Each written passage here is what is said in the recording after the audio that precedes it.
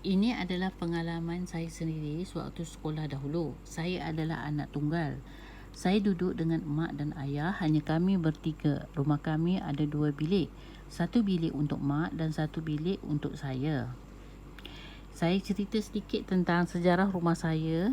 Dulu, bila berlaku 13 Mei, pergaduhan antara Cina dan Melayu, mayat-mayat bergelimpangan seperti bukit di kawasan rumah saya.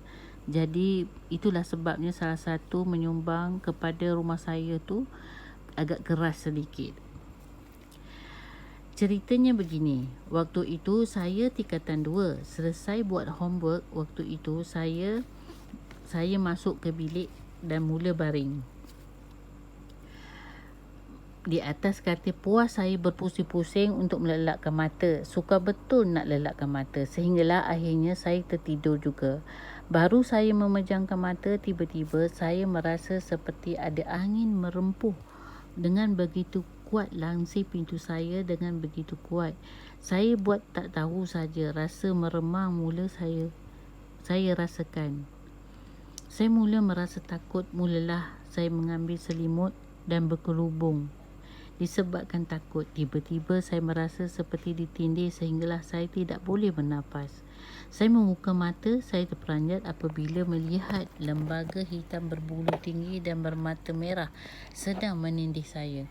Saya cuba nak melawan, menumbuk, menyepak, tetapi lembaga itu ketawa sahaja seperti menggigit.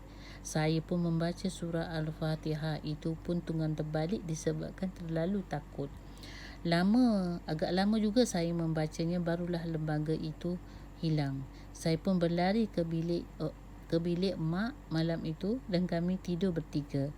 Itulah cerita seram saya buat kali ini.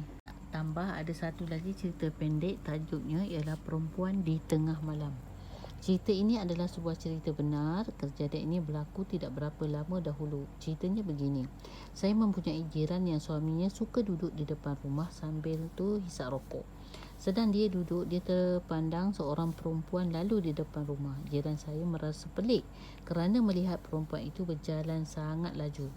Dia cuba mengikuti perempuan itu dan alangkah terperanjatnya apabila dia melihat perempuan itu berjalan seperti di awang-awangan. Dia mengejar perempuan itu sampai di lorong sebelah sehinggalah tiba ke satu buah rumah yang masih di dalam pembinaan. Perempuan itu menghilang di dalam rumah itu. Jiran saya pun baru terfikir. Mulalah dia merasa takut dan lari lintang pukang balik ke rumah. Sambil berjalan pulang, dia membaca surah apa yang dia teringat. Nasiblah tidak ada apa-apa yang berlaku pada waktu itu. Itu saja cerita saya pada kali ini.